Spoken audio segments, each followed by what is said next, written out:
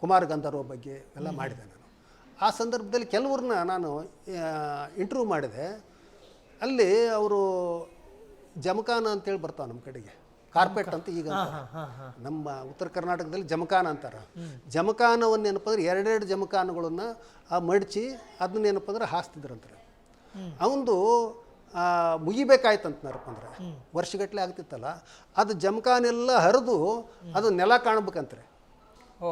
ಅವ್ನು ಕೂತು ಪ್ರಾಕ್ಟೀಸ್ ಮಾಡಿ ಮುಂಜಾನೆ ಕೂತ್ರಪ್ಪ ಅಂದರೆ ಎಷ್ಟು 4 ಗಂಟೆ ಕೂತ್ರೆ ಎಷ್ಟು ಒಂದು 10 ಗಂಟೆವರೆಗೂ, ಆಮೇಲೆ ಮಧ್ಯಾಹ್ನ ಕೂತ್ರೆ ಹೆಂಗೆ, ರಾತ್ರಿ ಯಾವಾಗ ಮಾಡಬೇಕು, ಹಿಂಗೆ ರಾತ್ರಿ ರಾಗಗಳು ಯಾವುದು, ಬೆಳಗಿನ ರಾಗಗಳು ಯಾವುದು, ಮಧ್ಯಾಹ್ನ ರಾಗಗಳು ಯಾವುದು, ಹಾಗೆ ಮಾಡಿ ಆ ಕಡೆಗೆ ಏನಂತಾರಪ್ಪ ಅಂದ್ರೆ ಅದು ಸೌದು ನೆಲ ಕಾಣ್ಬೇಕಂತ. ಅವಾಗ ಏನಂತಿದ್ರೆ ಈಗ ನಿಂತು ಪರವಾಗಿಲ್ಲ ಅಂತ ಹೇಳ್ತಿದ್ರಂತ. ಎಷ್ಟು ಪದರು ಹರಿದಿದ್ದಾವ ಅಂತ ನೋಡ್ತಾ ಇದ್ರಂತ. ಅಂದರೆ ರೈತರ ಕೈ ಬೊಬ್ಬೆ ಎಲ್ಲಿವರೆಗೂ ಬರೋದಿಲ್ವೋ ಅಲ್ಲಿವರೆಗೂ ನೀನು ಪಳಗಿಲ್ಲ ಅಂತ ಹಂಗೇನೆ ಹಾಗೆ ಅಂತ. ಮತ್ತು ಅವರು ಅಷ್ಟೊಂದು ಪ್ರಾಕ್ಟೀಸ್ ಮಾಡಿದಾಗ ಆ ಶಕ್ತಿ ಇವತ್ತಿನವರಿಗೆ ಬರಲ್ಲ ಅಂತ. ಅದು ಆ ಲಂಗ್ಸ್ ಆ ಥರ ಒಂದು ಏನಪ್ಪ ಅಂದ್ರೆ ಟ್ರೈನಿಂಗ್ ತೊಗೊಂಡ್ಬಿಟ್ಟಿರ್ತದೆ, ಅಷ್ಟು ಕೆಪಾಸಿಟಿನ ಪಡ್ಕೊಂಡಿರ್ತದೆ, ಅಷ್ಟು ಉಸಿಲು ಹಿಡ್ತಕ್ಕಂಥ ಒಂದು ಯೋಗ ಶಕ್ತಿನೂ ಅವರಲ್ಲಿ ಬಂದುಬಿಟ್ಟಿರುತ್ತೆ ಆ ಪ್ರಾಕ್ಟೀಸ್ನಿಂದಾಗಿ. ಸೊ ಆ ಕಾಲಘಟ್ಟದ ಸಂಗೀತಾಭ್ಯಾಸಗಳು, ಸಂಗೀತದ ಮೇಲಿದ್ದಂತಹ ಒಲವು, ಅದರ ಮೇಲಿದ್ದಂತಹ ಆಸಕ್ತಿ, ಅದರ ಮೇಲಿದ್ದಂತಹ ಕಾಳಜಿ ಮತ್ತು ಹಾಡುಗಾರರಿಗಿದ್ದಂತಹ ಅರ್ಜಿ, ಮನಸ್ಸು. ಸೊ ಆ ತರಹದ ಹಾಡುಗಾರರು ಇವತ್ತು ಬಹಳಷ್ಟು ವಿರಳ. ಸೊ ಈ ಸಂದರ್ಭದಲ್ಲಿ ಇವತ್ತಿನ ಹಾಡುಗಾರರು ಜೊತೆಗೆ ಸಾಹಿತ್ಯ ಇವೆಲ್ಲದಕ್ಕೂ ಕೂಡ ಅಜಗಜಾಂತರ ವ್ಯತ್ಯಾಸಗಳಿದೆ. ಒಂದು ಕಾಲಘಟ್ಟದ ಸಂಗೀತದ ಅರ್ಥಪೂರ್ಣವಾದಂತಹ ಸಾಹಿತ್ಯ, ಜನರನ್ನು ದೂರದಲ್ಲಿದ್ದ ಒಂದು ಸಮೂಹವನ್ನು ತನ್ನತ್ತ ಸೆಳೆಯಬಲ್ಲ ಸಾಹಿತ್ಯ, ಸೆಳೆಯಬಲ್ಲ ಅಕ್ಷರ ಪ್ರಯೋಗ, ಪದಪುಂಜಗಳು. ಸೊ ಇನ್ನು ಇದೇ ಸಂದರ್ಭದಲ್ಲಿ ಚಿತ್ರ ಸಾಹಿತಿ ಎ ಕಲ್ಯಾಣ್ ಫೋನ್ ಸಂಪರ್ಕದಲ್ಲಿದ್ದಾರೆ. ಸರ್ ನಮಸ್ಕಾರ. ನಮಸ್ಕಾರ ಸರ್. ಭಾರತದಲ್ಲಿ ಬೆರಳೆಣಿಕೆಯ ಸಂಗೀತ ಮಾರ್ಗದರ್ಶಕರು ಮಾತ್ರ ಉಳ್ಕೊಂಡಿದ್ರು. ಆ ಪೈಕಿ SPB ಅವರನ್ನ ಕಳ್ಕೊಂಡ್ವಿ. ಈಗ S ಜಾನಕಿ. ನಿಜಕ್ಕೂ ಕೂಡ ಇದೊಂತರಹದ ತುಂಬಲಾರದ ನಷ್ಟ ಅಲ್ವಾ ಸರ್? ಸರ್ ಅದು ಎಲ್ಲರನ್ನೂ ಪ್ರೀತಿಸೋ ಹೃದಯ ಸರ್. ಅವರು ಅವರು ಎಷ್ಟು ಸಾಧನೆ ಮಾಡಿದ್ದಾರೆ ಅಂತ ಅವ್ರಿಗೆ ಗೊತ್ತಿಲ್ಲ, ಆದ್ರೆ ಎಲ್ರನ್ನು ಪ್ರೀತಿಸೋದು ಮಾತ್ರ ಗೊತ್ತು ಅಮ್ಮನಿಗೆ. ಜಾನಕಿ ಅಮ್ಮ ಅಂದ್ರೆ ಅದೊಂದು ಪ್ರೀತಿ, ಜಾನಕಿ ಅಮ್ಮ ಅಂದ್ರೆ ಒಂದು ವಾತ್ಸಲ್ಯ.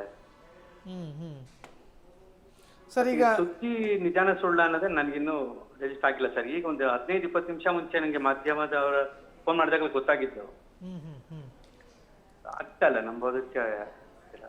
ಆದರೆ ಜಾನಕಿ ಅಮ್ಮ ಅವ್ರ ಬಗ್ಗೆ ಇಷ್ಟೆಲ್ಲ ಒಂದು ಈ ಒಂದು ಸದ್ಭಾವನೆ ಮತ್ತು ಏನಪ್ಪ ಗೌರವ ಇಟ್ಟುಕೊಂಡಿರ್ತಕ್ಕಂಥ ಇವತ್ತಿನ ಸಿನಿಮಾ ರಂಗ ಅವರ ಒಂದು ಪರಂಪರೆಯನ್ನು ಯಾಕೆ ಮುಂದುವರಿಸ್ತಾ ಇಲ್ಲ ಇವರೇ?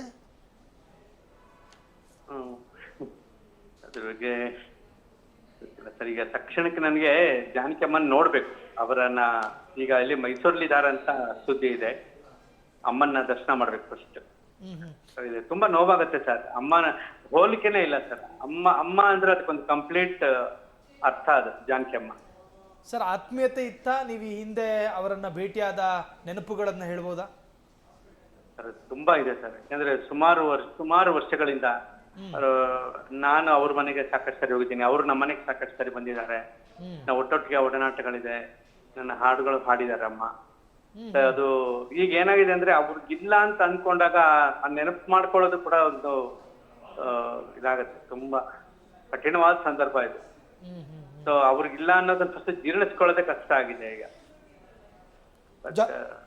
ಜಾನಕಿ ಅವರ ಸೌಂದರ್ಯಕ್ಕೆ ಸಾಟಿಯಾದಂತಹ ಸೌಂದರ್ಯವನ್ನು ನಾವು ಕಂಡಿಲ್ಲ. ಅವರ ಧ್ವನಿಗೆ ಸಾಟಿಯಾದ ಧ್ವನಿಯನ್ನು ಕಂಡಿಲ್ಲ. ಅವರ ಸರಳತೆಗೆ, ಅವರ ವ್ಯಕ್ತಿತ್ವಕ್ಕೆ, ಸೊ ಇವೆಲ್ಲದಕ್ಕೂ ಕೂಡ ಮತ್ತೊಂದು ಸಾಟಿ ಇಲ್ಲ. ಸೊ ಇಂತಹ ಸಂದರ್ಭದಲ್ಲಿ ಸರ್ ಈಗ ನೀವು ಹೇಳ್ತಾ ಇದ್ರಿ ಸಾಕಷ್ಟು ಬಾರಿ ಭೇಟಿ ಆಗ್ತಾ ಇದ್ವಿ ಅಂತ. ನಿಮಗೆ ಅವ್ರು ಕೊಡ್ತಾ ಇದ್ದಂತಹ ಸಲಹೆಗಳ ಪೈಕಿ ಅತ್ಯಮೂಲ್ಯವಾದ ಸಲಹೆಗಳು ಯಾವುದು ಸರ್? ಅವ್ರು ಯಾರಿಗೂ ಸಲಹೆ ಕೊಡ್ತಿರ್ಲಿಲ್ಲ, ಸುಮ್ಮನೆ ಪ್ರೀತಿಸೋರು ಅಷ್ಟೇ. ಪ್ರೀತಿಸೋರು, ಒಂದು ವಾತ್ಸಲ್ಯ ಮಮತೆಯಿಂದ ಅವ್ರು ನೋಡೋರು. ಆಟೋಮೆಟಿಕ್ ಆಗಿ ಎಲ್ಲರೂ ಮಗುವಾಗ್ಬಿಡೋರು. ಅಮ್ಮನೇ ಒಂದ್ ಮಗು ಇದ್ದಂಗೆ, ಜಾನಕಿ ಅಮ್ಮನೇ ಒಂದ್ ಮಗು ತರ. ಅವ್ರ ಜೊತೆ ಇದ್ದವರು ಮಕ್ಕಳಾಗ್ಬಿಡ್ತಾ ಇದ್ರು ಅಷ್ಟೇ. ಅವ್ರು ಏನು ಸಲಹೆ ಕೊಡೋದು ಆ ತರ ಎಲ್ಲ ಏನೋ ಮಾಡ್ತಿರ್ಲಿಲ್ಲ. ಅವರು ಎಷ್ಟು ನಿಷ್ಕಲ್ಮಶವಾಗಿ ಪ್ರೀತಿಸೋರು ಅಂದ್ರೆ ಎಲ್ಲರಿಗೂ ಅಷ್ಟೇ ನಿಷ್ಕಲ್ಮಶವಾಗಿ ಇರ್ಬೇಕು ಅನ್ಸ್ಬಿಡುತ್ತೆ ಆ ಟೈಮಲ್ಲಿ. ಸರ್ ನನಗೆ ಆಟೋಮೆಟಿಕ್ ಆಗಿ ಎಲ್ಲರೂ ಶುದ್ಧ ಆಗ್ಬಿಡ್ತಾರೆ. ಆಶ್ಚರ್ಯ ಅನಿಸಿದ್ದು ಏನು ಅಂತ ಕೇಳಿದ್ರೆ, ಸಂಗೀತ ಸಾಮ್ರಾಜ್ಯದ ರಾಣಿ ಥರ ಬದುಕಿದ್ದವರು ವಿದಾಯದ ಸಂದರ್ಭದಲ್ಲಿ ಪಕ್ಕದಲ್ಲಿ ಮಗ ಇರಲಿಲ್ಲ ಅನ್ನೋದು ನಿಮ್ಮ ಗಮನಕ್ಕೆ ಬಂದಿತ್ತು ಸರ್ ಈ ವಿಚಾರ?